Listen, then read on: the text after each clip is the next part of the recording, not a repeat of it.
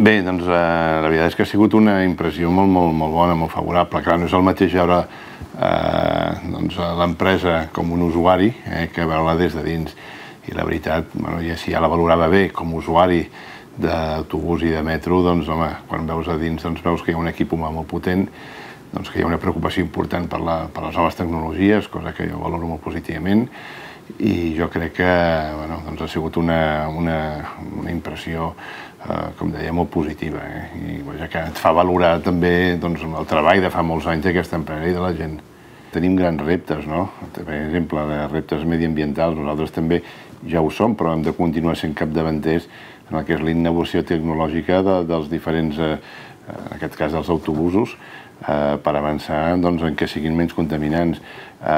Estem treballant també en el desenvolupament d'una nova xarxa d'autobús a la ciutat de Barcelona. Crec que és important, és una demanda que nosaltres hem de saber també donar-hi resposta.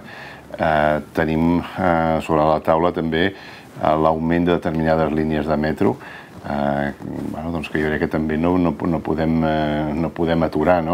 Per tant, jo crec que en aquests moments el paper que hem de jugar a la ciutat de Barcelona és molt important. Hem d'avançar també en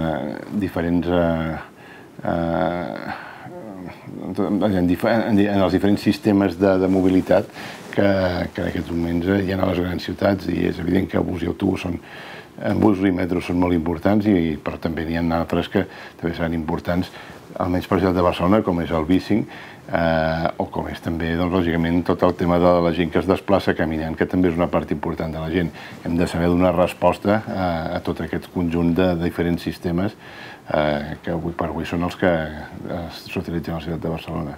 Bé, nosaltres, és un moment, en tot cas, que les administracions estan traient els seus pressupostos, però jo crec que nosaltres hem de partir del principi que això és un bé social, no? Vull dir, la mobilitat de la gent per poder desplaçar-se als seus llocs de treball, que ho facin amb transport públic, que vol dir que no ho han de fer amb el seu cotxe particular, i que és una cosa que hem de preservar de totes.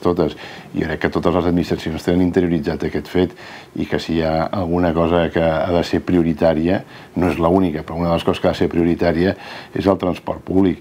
I jo crec que hem de fer un esforç perquè això també es vegi reflectit en els pressupostos de les diferents administracions que donen els recursos en el nostre sistema de transport.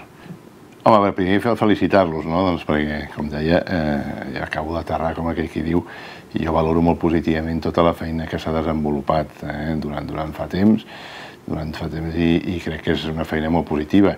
Jo crec que encoratjar-los a continuar en aquesta línia, que hi ha innovació, que hi ha una manera de fer les coses ben fetes i de treballar amb uns serveis d'alta qualitat.